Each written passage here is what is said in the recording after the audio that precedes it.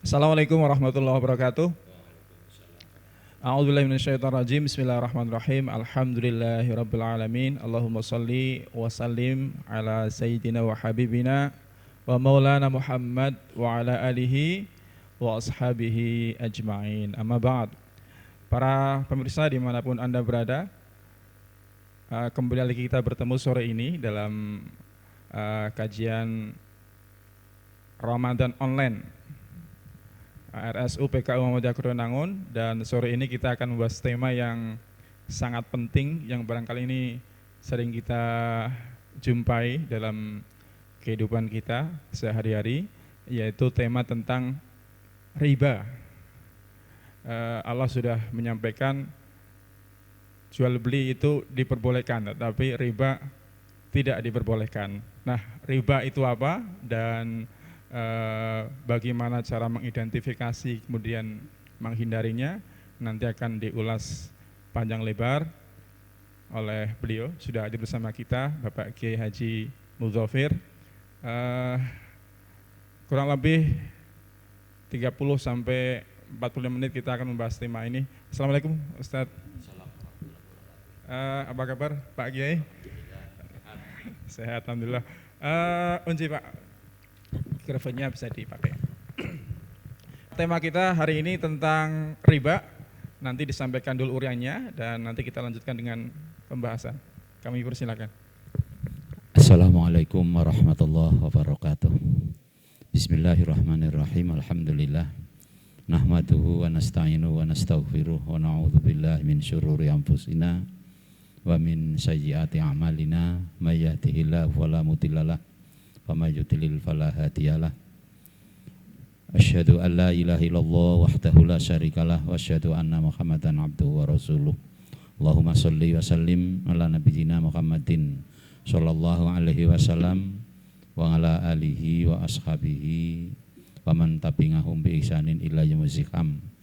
Amma ba'du, para pemirsa yang kami muliakan, soimin soimat rahimani wa rahimakumullah. Alhamdulillah, pada kesempatan ini kita bisa mengisi kegiatan Ramadan kita dengan berbincang-bincang seputar masalah riba. Betul tadi yang sudah disampaikan bahwa Islam sangat melarang apa yang namanya riba. Riba itu sendiri artinya adalah tumbuh dan berkembang. Ini arti secara etimologis. Tapi secara terminologis atau arti istilahan, riba itu adalah sesuatu hasil yang diperoleh dalam bidang transaksi muamalah, di mana transaksi tersebut tidak berdasarkan atau tidak mengikuti pedoman-pedoman sebagaimana ditentukan oleh syariat Islam. Ancaman riba sampai dalam suatu hadis dikatakan seringan-ringannya dosa pemakan riba itu adalah seperti seorang pria yang menzinai ibunya. Subhanallah. Ketika berzina dengan orang lain saja sudah begitu dosanya, lah ini dengan ibunya sendiri. Di samping dosa juga di sana ada kesan menjijikkan. Kalau Al-Quran mengatakan bahwa orang yang memakan riba, dia itu berdirinya itu kama yatakhabbatu syaiton minal masi, seperti berdirinya orang yang kerasukan setan atau kerasukan jin karena mabuk. Sehingga kita tahu bahwa orang yang mabuk itu tentu tidak akan berbuat kebaikan. Tentu apa yang diucapkan, yang dikerjakan, dan yang diperbuat tentu hal-hal yang negatif. Nah, itulah sebabnya maka Allah SWT dalam ayat lain juga berfirman, yamhaqullahu riba wa yurbis shadaqah. Allah akan menghapus segala perbuatan hasil daripada riba dan akan menumbuh kembangkan sedekah. Hadirin yang kami hormati serta pemirsa yang kami muliakan, sebagai orang awam untuk mengetahui perbuatan itu riba atau tidak, kita alhamdulillah oleh Allah SWT diberi akal, pikiran yang jernih, dan sudah sedikit-sedikit tahu pelajaran agama. Ada beberapa ciri bahwa suatu transaksi amaliyah itu di sana ada ribanya, tapi ini ciri tidak mutlak 100%. Yang pertama, di sana ada unsur spekulatif. Ini yang pertama, spekulatif. Jadi sebagaimana kalau spekulatif, petani belum musimnya panen, ini menjual padinya. Walaupun petani sudah pandai menghitung bahwa kalau 100 ubin dalam kondisi panen yang demikian baru meratak atau baru melencuti, itu nanti panennya akan menghasilkan kalau jenis padi ini sekian kuintal, 1 ton umpama. Nah, kemudian juga si pembeli juga tahu bahwa nanti setelah panen itu akan sekian. Namun karena di sana ada kebutuhan yang mendadak atau mendesak, maka si petani itu menjual belum masanya. Itu yang masyarakat kita menyebut ijon. Nah, dengan ijon di sana ada unsur spekulatif, meskipun kedua belah pihak itu sudah niteni, sudah punya perhitungan. Namun tetap unsur spekulatif itu tetap ada. Karena apa? Antara terjadi transaksi itu sampai dengan nanti panen kita tidak tahu. Mungkin ada banjir, mungkin ada angin, mungkin ada hama wereng, atau mungkin bisa saja hasilnya jauh melimpah. Ini yang pertama. Untuk memudahkan itu hal-hal yang sifatnya ada unsur spekulatif, untung-untungan itu, ini kemungkinan nanti akan ini. Kemudian yang kedua adalah ada unsur pendoliman. Unsur pendoliman itu bisa dari pihak kedua transaksi, orang yang bertransaksi, bisa juga dari salah satu pihak, ada unsur pendoliman. Nah, luas sekali nih pintu-pintu yang membuka muamalah jadi ada pendoliman. Mungkin tadi karena kepepet atau kebutuhan, atau mungkin karena ada unsur gurur, penipuan, atau ada unsur ketidakngertian atau ketidakpahaman masing-masing pihak tentang harga. Kemudian yang ketiga, salah satu pintu membuka tentang riba ini adalah niat tidak baik untuk menerobos hukum syar'i karena untuk memenuhi keinginan hawa nafsu. Jadi ngotak-atik hukum, ya, ngotak-atik hukum dengan dalih sesuai dengan hukum, tapi dibalik itu di dalam hati ada maksud mencari terobosan. Istilah yang lain mungkin adalah pembenaran. Jadi istilahnya pembenaran. Maka dalam masalah muamalah ini supaya terhindar dari riba, ada kaidah yang para pemirsa perlu pirsa kalau belum tahu. Jadi man tafaqqaha wala tasawwafa faqad tafassaqa wa man tasawwafa wala tafaqqaha faqad tazandaqa. Yang artinya barang siapa berpegang kepada hukum fikih tetapi tidak berpedoman kepada akhlak, tafasako, maka Islamnya akan rusak. Sebaliknya, barang siapa yang menjunjung tinggi hukum-hukum akhlak tetapi tidak bersendikan pada fikih, ini tazandako, malah lebih fatal, yaitu bisa menjadi kafir zindik. Contoh begini, contoh yang kecil saja. Hukum fikih mengatakan bahwa orang yang sholat itu harus menutup aurat. Dan hukum fikih mengatakan bahwa auratnya kaum pria adalah ma baina surati wa rukbati, antara pusat, bahasa Jawanya wudel, wa rukbati dan lutut. Artinya apa?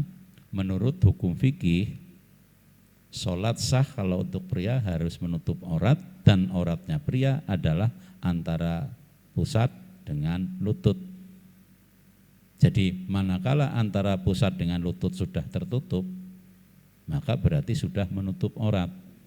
Kalau sudah menutup aurat, maka berarti sholat orang tersebut sah betul menurut fikih. Nah, jadi cuma pakai sarung, sarungnya itu lintingannya di atas pusat, ngelembeh ke bawah sampai di bawah lutut, itu sudah nutup aurat. Berarti itu sholat sah? Sah. Tapi kalau hanya pakai fikih saja, maka lalu jadi tafasako, akan jadi rusak. Mengapa rusak? Karena menghadap direktur PKU saja tidak berani begitu, lah menghadap Allah Ta'ala kok cuma pakai sarung. Nah ini, jadi ya sama saja puasa. Hukum fikih itu yang membatalkan kan apabila menelan makanan. Yang dimaksud dengan menelan itu adalah masuk kepada ini, rongkongan. Jadi kalau masih di mulut nggak apa-apa. Lalu bagaimana kalau kita ngemu permen sambil tengkurep, air liurnya netes terus, batal? Tidak. Coro fikih itu tidak batal. Tetapi kalau itu diterus-teruskan, maka tafasako menjadi fasik. Begitulah dalam bidang muamalah, ya. Dalam bidang muamalah, maka di sana nanti banyak sekali transaksi-transaksi atau akad-akad muamalah yang kalau memang tidak didasari dengan hati yang betul-betul tunduk kepada syariah, maka bisa saja zahirnya transaksinya adalah syariah, tetapi sebenarnya si pelakunya itu justru menggunakan akad yang syar'i secara zahir, tapi di dalamnya itu ada niat ada riba. Contohnya begini, saya butuh uang,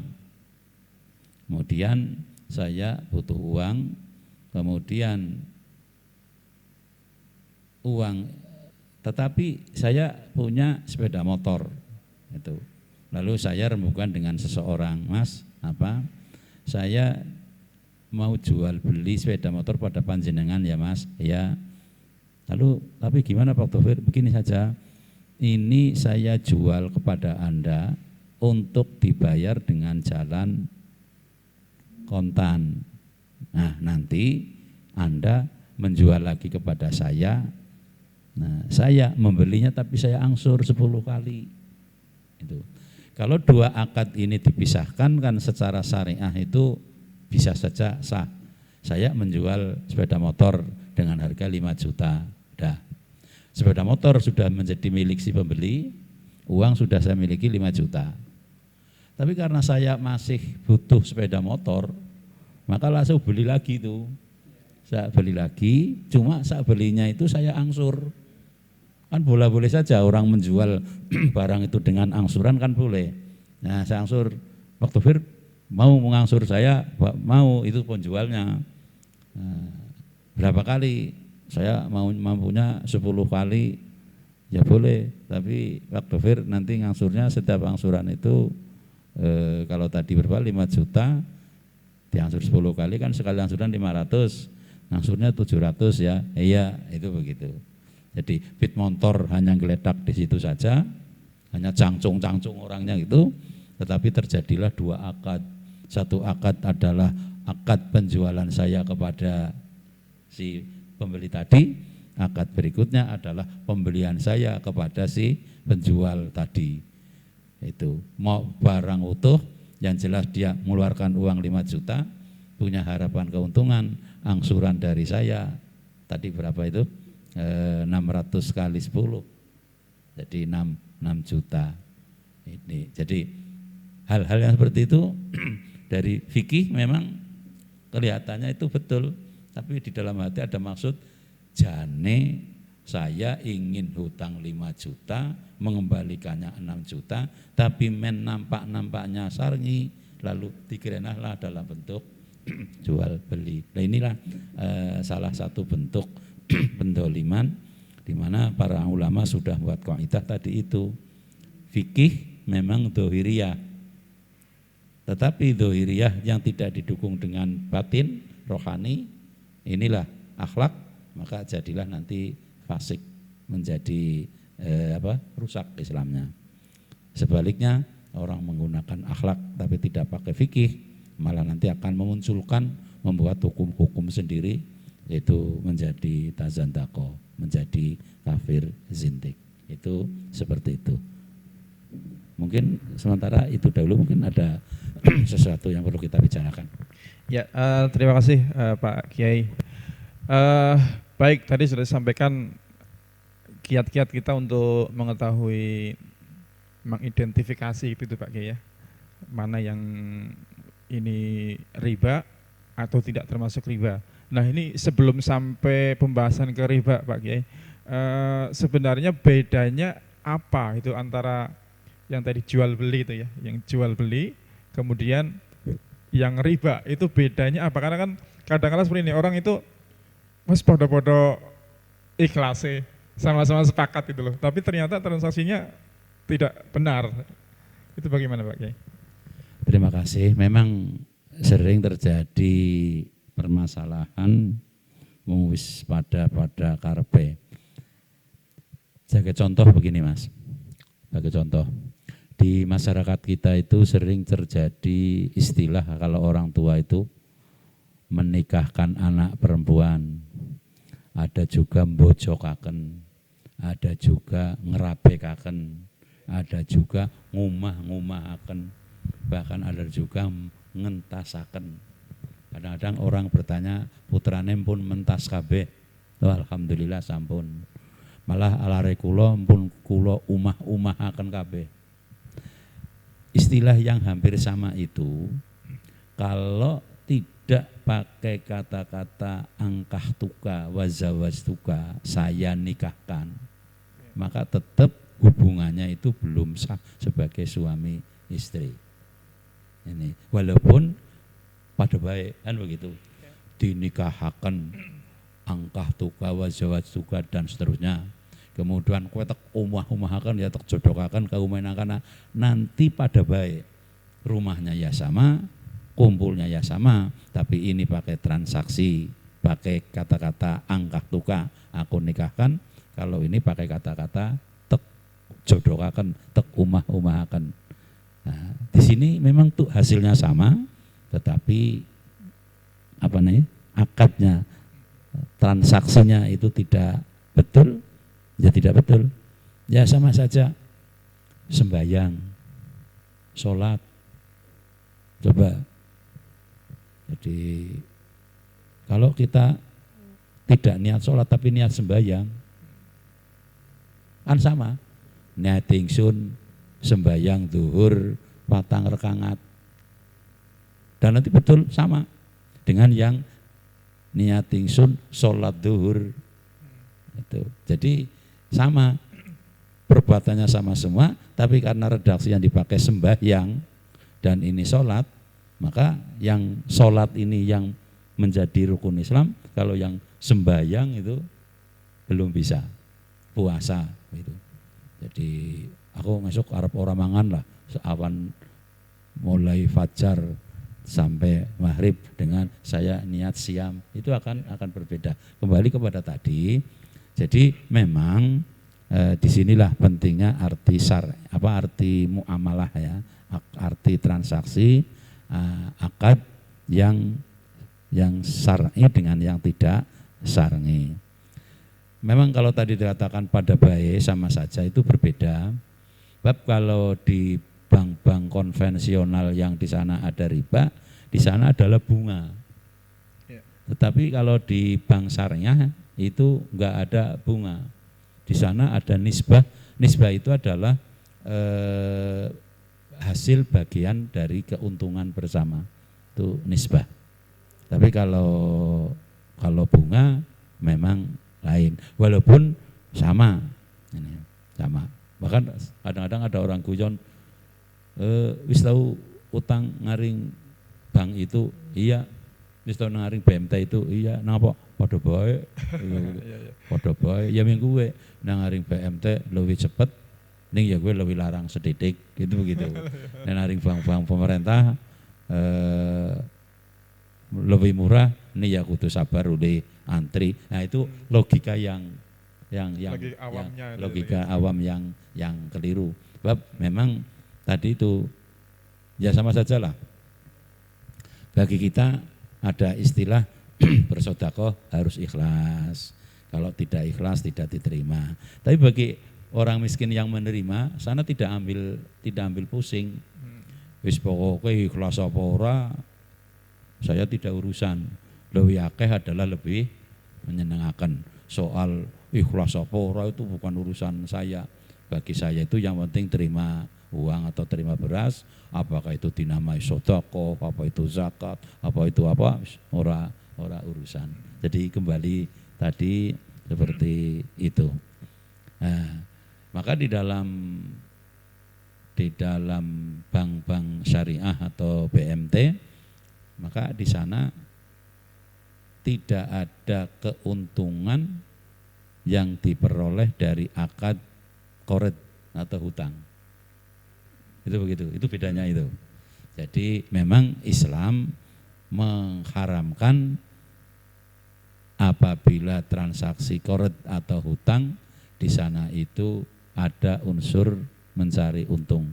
Nabi bersabda, Bismillahirrahmanirrahim, kullu qardin jarot manfaatan fiha fahuwa wajhun min wujuhir riba. Setiap transaksi hutang piutang yang di dalamnya mengalir upaya untuk mencari keuntungan, maka itu adalah bentuk dari sekian banyak bentuk riba. Jadi kalau hutang piutang itu adalah di sana adalah tangawun, tolong menolong, sehingga tidak benar kalau di sana ada tujuan untuk mencari keuntungan. Nah, transaksi selain itu boleh saja untuk mencari keuntungan sepanjang sesuai dengan hukum syar'i. Kemudian tambahan lagi mungkin bisa dimanfaatkan pengertiannya ini. Asal daripada hukum keduniawiahan itu boleh sampai ada larangan.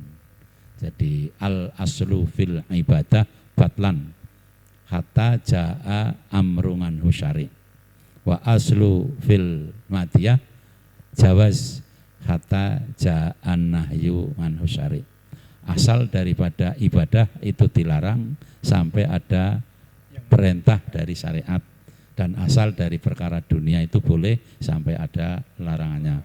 Jadi muamalah yang syariah sepanjang itu tidak ada larangan, tidak ada unsur yang memang dilarang oleh agama, maka transaksi akad itu hukumnya menjadi boleh. Demikian. Ya baik, terima kasih Pak Kiai. Tadi Pak Kiai tadi mengulas sedikit tentang BMT kemudian di bank, tentang transaksi qard tadi hutang gitu Pak Kiai. Bahwa kalau di prinsip syariah tidak diizinkan mengambil keuntungan dari itu. Nah terus begini Pak Kiai, bagaimana BMT misalnya bank syariah mendapatkan untung dari mana itu? Terima kasih. Jadi BMT, kalau Muhammadiyah BTM ya, BTM, Muhammadiyah ya. Baitul Tambil Muhammadiyah. Jadi kalau Muhammadiyah memang ada dua lembaga, ada BTM, ada Lazismu. Yeah. Jadi yang sifatnya tolong menolong di Lazismu, sedangkan yang sifatnya profit cari keuntungan di PTM. Sehingga di PTM itu memang sangat kecil adanya transaksi yang namanya hutang piutang. Jadi kalau hutang piutang ya sangat sedikit. Kembali ke pokok masalah. Jadi BMT dan bank-bank syariah itu memang tidak akan memperoleh keuntungan dengan hutang piutang. Ya, keuntungannya dari mana? Keuntungannya adalah dari transaksi-transaksi syar'i selain hutang piutang. Mungkin di sana ada murabahah, mungkin di sana ada akad mudharabah, ada musona'ah, ada sirkah mutanakisah dan sebagainya. Itu adalah transaksi-transaksi atau akad yang dibenarkan oleh syariah. Itu seperti itu. Tapi dalam hutang piutang tidak diperoleh. Kalau saya katakan bahwa tidak boleh mengambil keuntungan dari hutang piutang, tidak bisa diambil kesimpulan kalau begitu dengan hutang piutang harus rugi. Tidak. Islam tidak mengajarkan begitu. Islam memang mengajarkan tidak boleh mengambil keuntungan dari hutang piutang.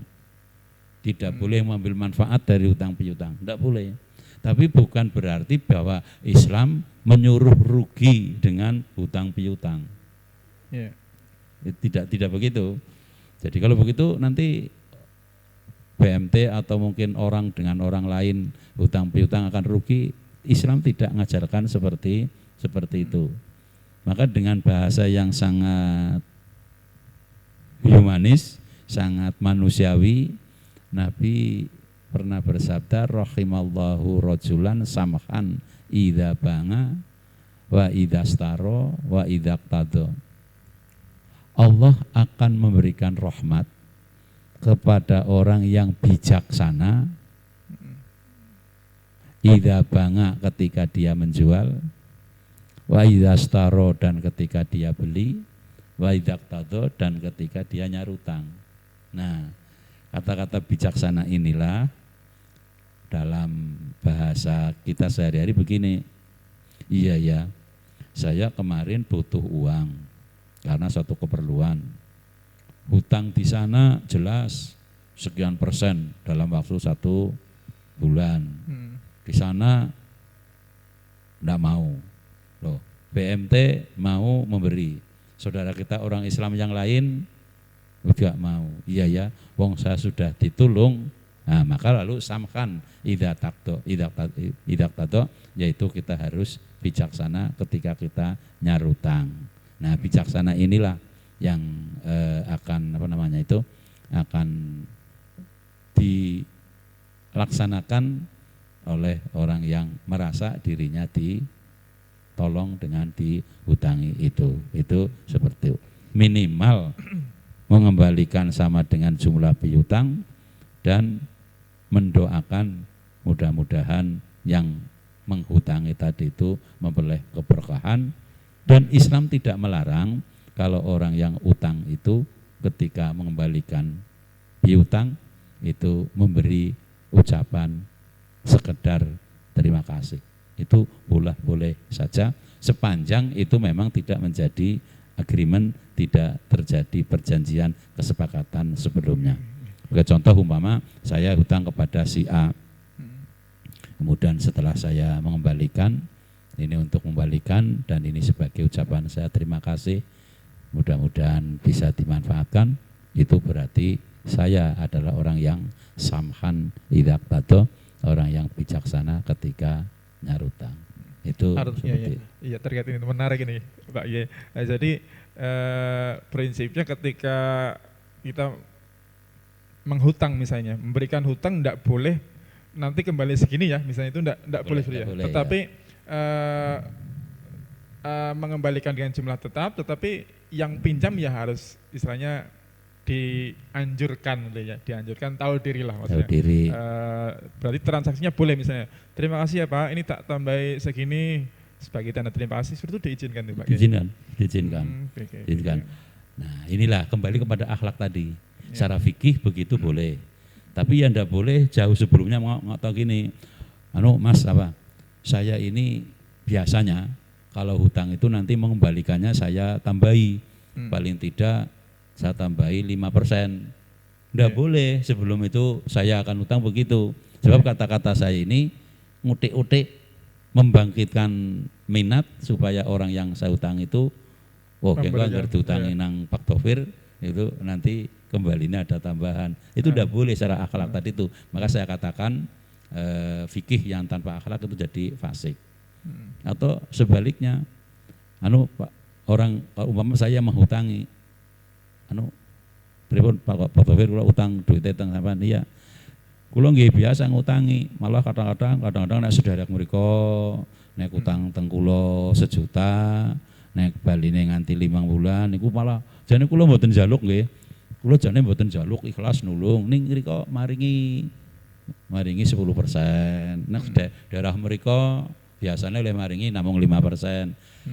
Saya omongkan seperti itu, walaupun itu mungkin fakta, tetapi kalau di dalam hati saya ini mengharapkan, ya itulah tadi itu yang menjadi fasik. Itu seperti itu.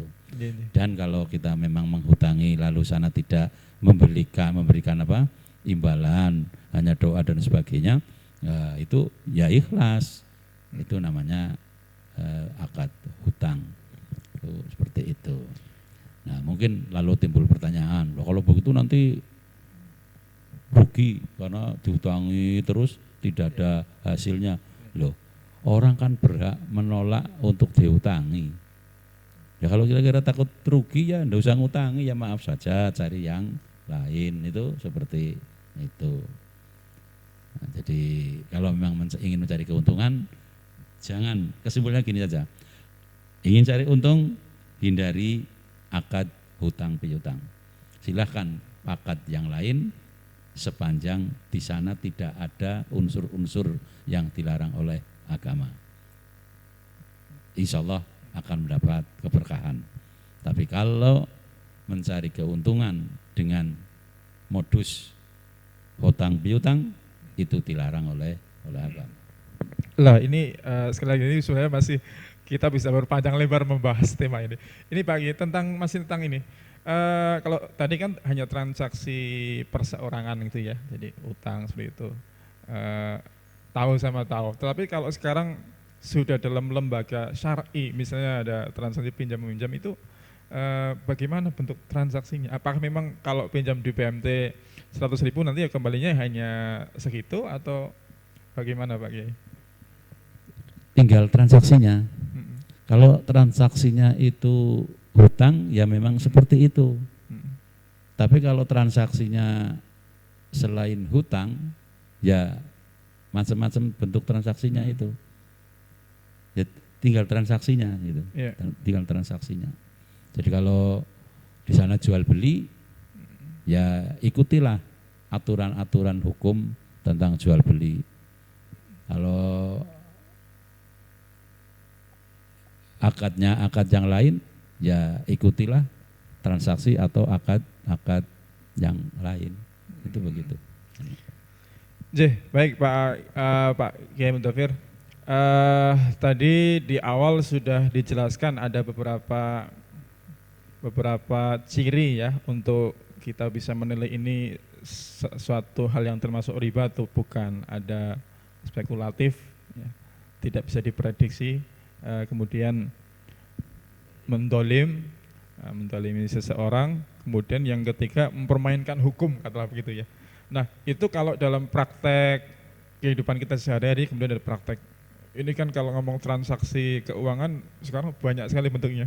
Kalau ini kan tadi kan garis besar ya identifikasinya kan, tetapi kita kan tidak tahu ketika kita datang ke sebuah lembaga sebenarnya di sana pengelolaannya seperti apa kan kita tidak tahu. Bagaimana kita mengetahui bahwa ini riba atau enggak begitu Pak Kiai? Nah, alhamdulillah di Indonesia ini sudah ada undang-undang tentang masalah perbankan, juga sudah ada aturan-aturan yang lain, bahkan sudah ada Dewan DSN, Dewan Syariah Nasional. Dewan Syariah Nasional ini satu lembaga yang memberikan fatwa akad-akad atau transaksi-transaksi yang dibenarkan oleh syariat.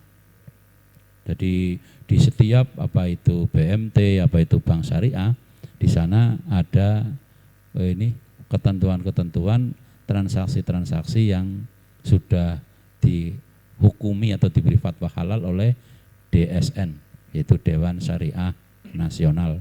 Dan setiap lembaga keuangan di sana memang harus ada DPS, yaitu Dewan Pengawas Syariah. Nah, Dewan Pengawas Syariah inilah yang bertanggung jawab untuk mengawasi agar semua akad atau transaksi yang ada di apa itu BMT, BTM, bank dan lain sebagainya ini sesuai dengan prinsip-prinsip syariah. Itu sudah ada. Ya, itulah yang bertanggung jawab tentang syariah atau tidaknya suatu transaksi. Nah, bagi kita sebagai mitra ini kalau ke sana ya mestinya ya percaya. Namun kalau ingin tahu juga memang hak. Bahkan harus ada edukasi lebih dahulu supaya apa? Supaya masyarakat itu tidak yang penting aku lihat duit lebih cepat dan sebagainya, tapi harus tahu bahwa oh ini yang syariah harus begini. Oh kalau ini tidak boleh. Maka menasabah atau mitra itu harus diberitahu lebih dahulu tata caranya, bentuknya, fikihnya lah, ilmunya itu diberitahu lebih dahulu.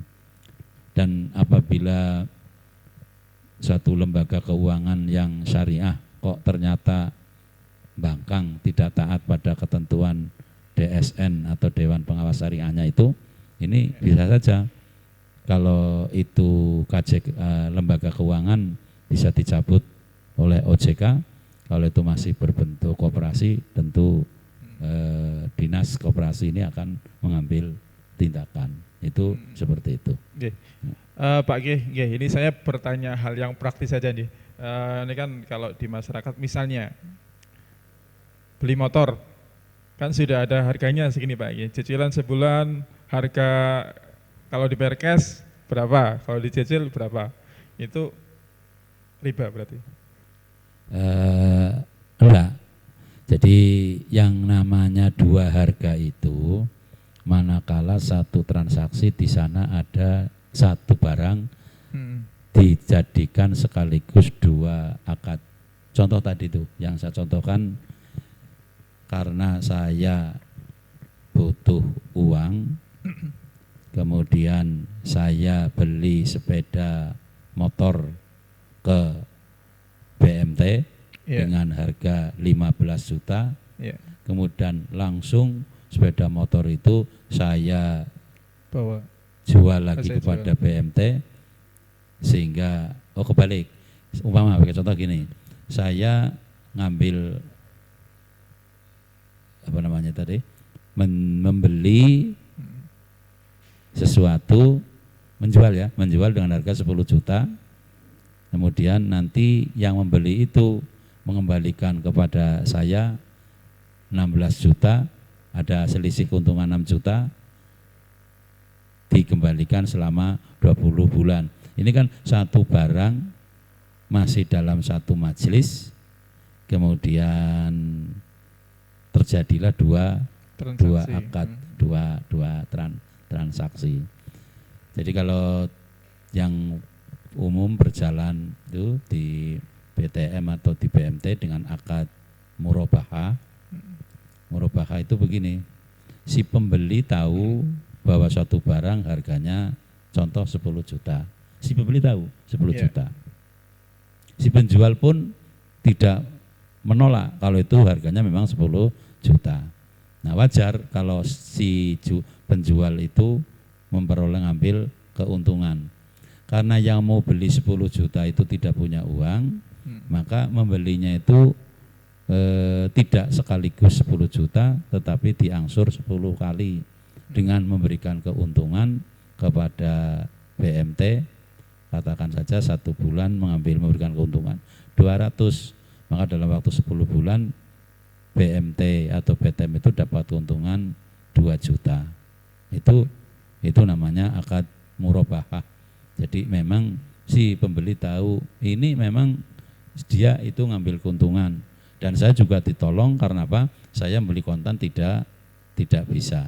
Itu seperti itu. Jadi ini murabahah. Gitu.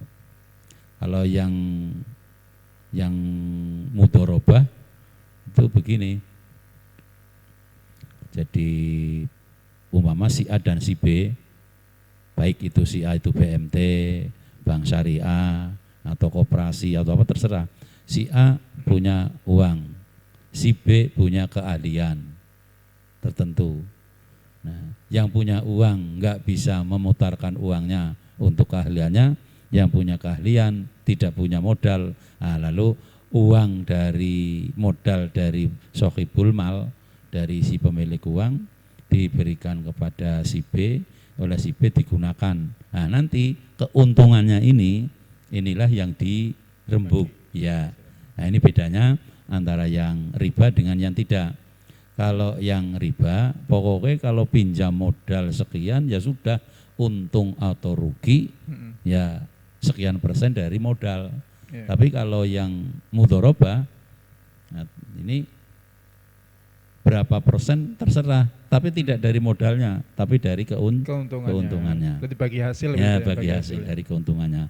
Bisa 50-50, 50-50, atau bisa 70-30. Ini sangat tergantung kepada masing-masing pihak. Kalau BTM-nya atau BMT-nya itu mungkin masih kecil, ya mungkin bisa 60-40. Itu tidak ada ketentuan syariahnya. Itu kesepakatan. Jadi adalah kesepakatan dari sohibul mal dengan mudharib.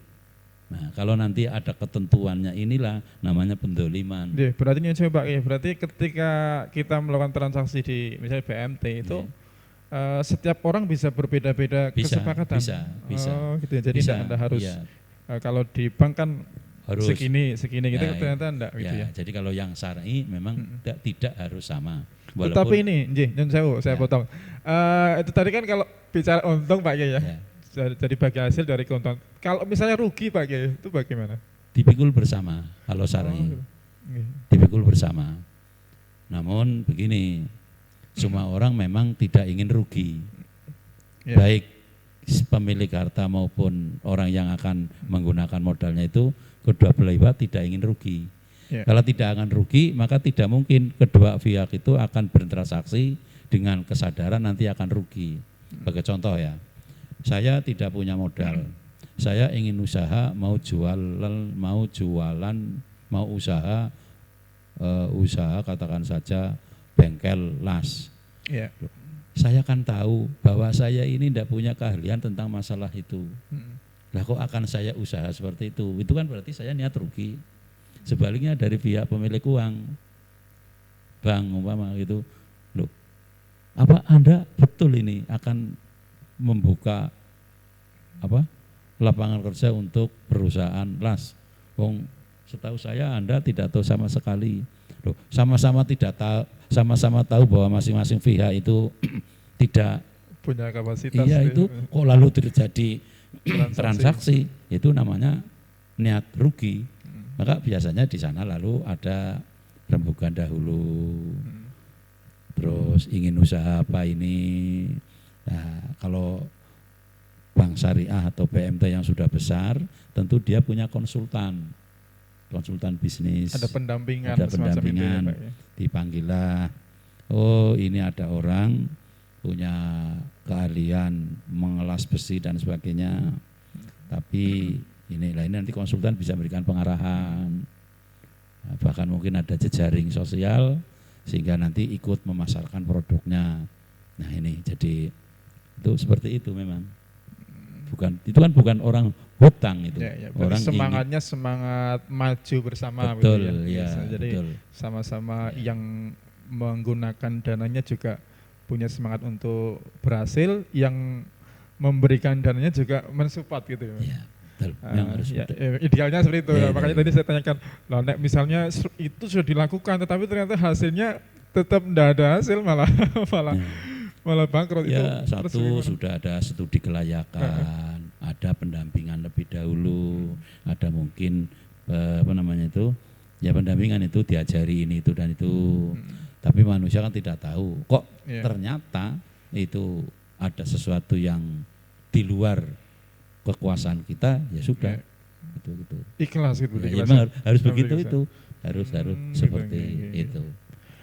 Tadi dikatakan bahwa mengambil untung dari proses transaksi hutang itu tidak diizinkan. Tetapi begini Pak Kiai, kalau saya ini orang yang membutuhkan, gitu ya, orang butuh terpaksa dalam kondisi terpaksa, kemudian meminjam. Nah, yang meminjamkan hutang itu menggunakan transaksi seperti itu. Yang berdosa apakah dua-duanya ataukah hanya yang memberi hutang gitu loh? Karena ini sama-sama terjadi kesepakatan Pak Kiai. Oh, jadi dua pihak, yang satu hutang, yang Iya. satu Menghutangi menghutangi, gitu loh. dan kedua-duanya sadar bahwa itu adalah riba. Iya. Nah, kalau dua sadar bahwa itu riba, Eh, itu berarti dua-duanya dosa. ya. Tapi kalau pihak yang utang, karena memang mungkin untuk makan keluarga tidak ada, kemudian ada yang sedang sakit, lalu harus ada biaya ini itu, tidak ada yang bisa disambati kecuali hutang kepada si A, walaupun dengan sangat berat, dia lalu dengan keterpaksaan hutang, nah lalu dia tidak berdosa kalau memang sudah begitu. Nah, kalau dibesarkan, siapa yang dosa? Umat Islam.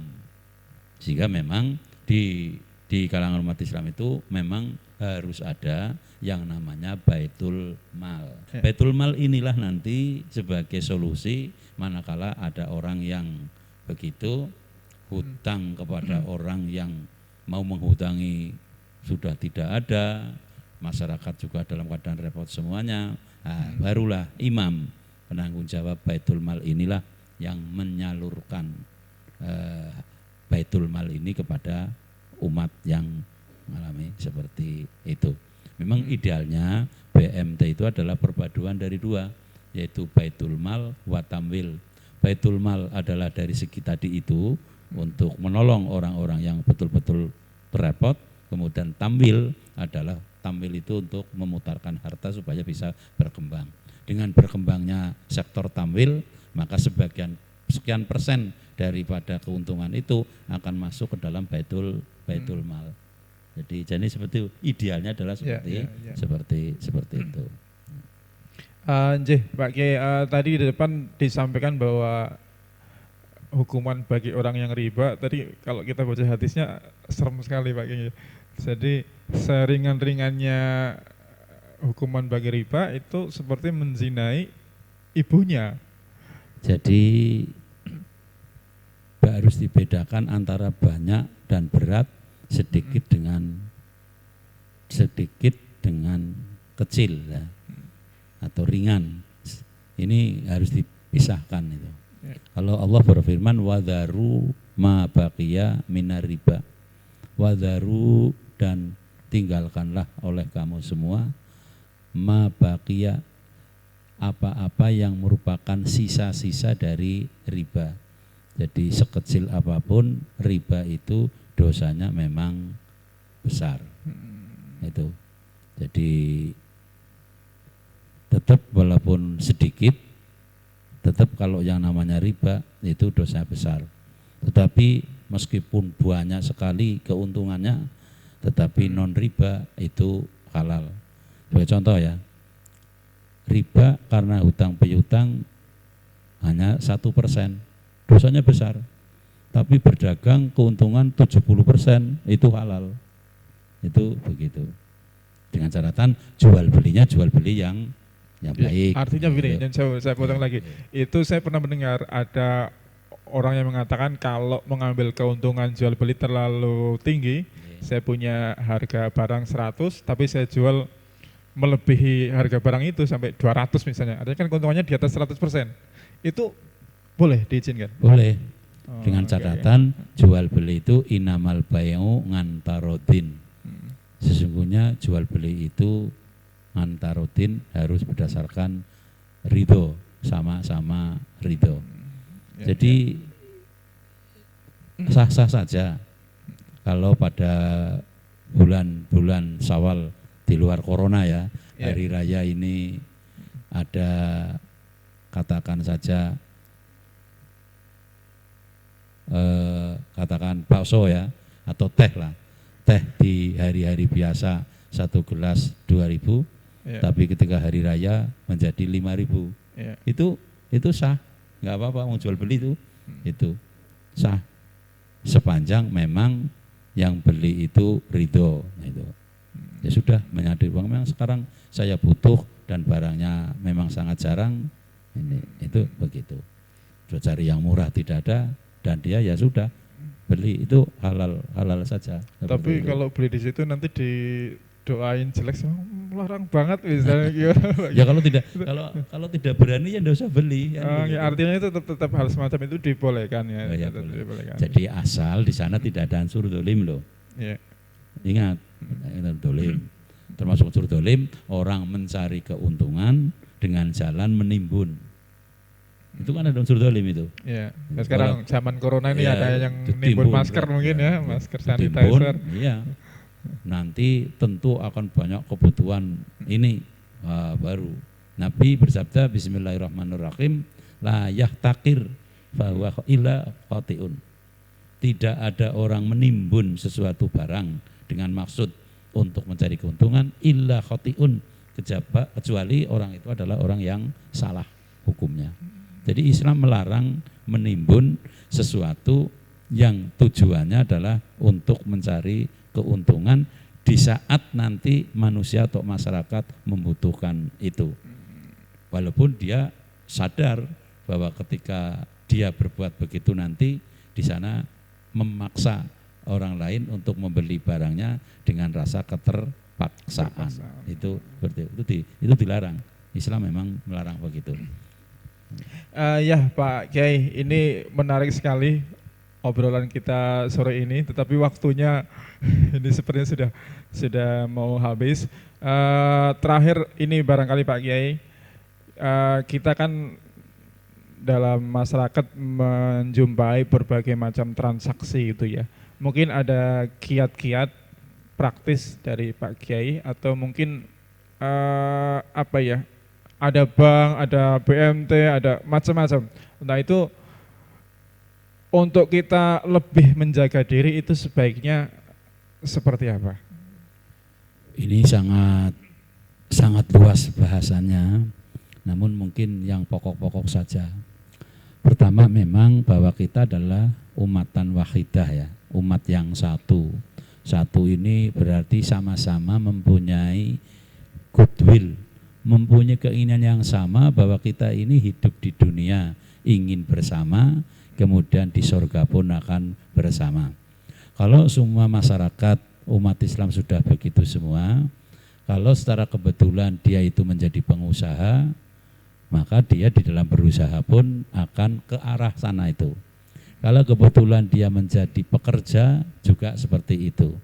Kalau dia menjadi pedagang juga ingin menjadi pedagang yang punya tujuan ke sana, bagi pembeli juga seperti itu. Ini filosofis seperti itu.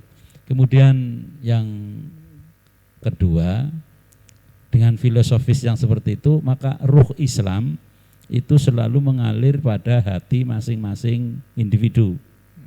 Jadi penjual di sana ada ruh Islamnya, pembeli juga ada ruh Islamnya.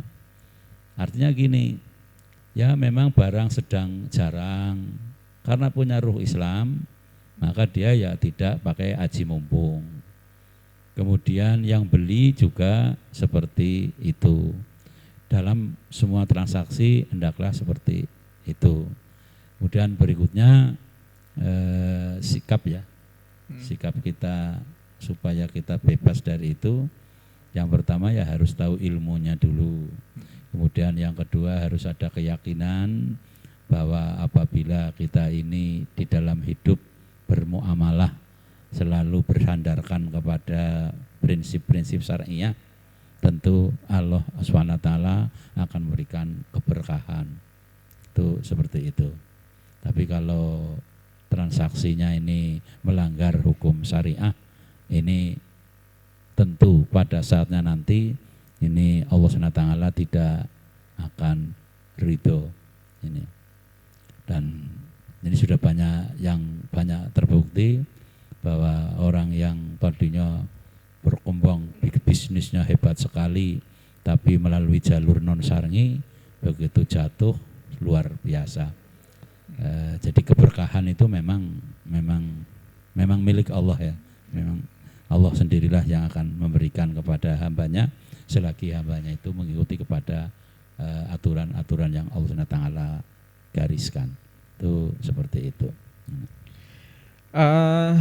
Baik Pak Kiai Mudhofir, sebenarnya saya dan para pemirsa saya kira juga masih banyak pertanyaan Pak Kiai, tetapi karena waktu yang harus kita akhiri, barangkali bisa disambung ini di waktu yang di waktu lain ya.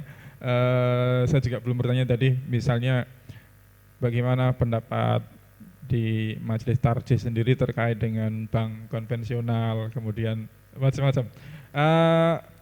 Hanya sedikit ini disebut bank konvensional, sedikit kami sampaikan bahwa tidak semua transaksi yang ada di bank konvensional itu haram, tidak, dan tidak bisa diambil kesimpulan bahwa di dalam hal-hal yang sifatnya syariah seperti BMT dan sebagainya itu bebas dari hal-hal yang riba. Jadi riba atau tidaknya itu adalah pada transaksinya, bukan pada lembaganya.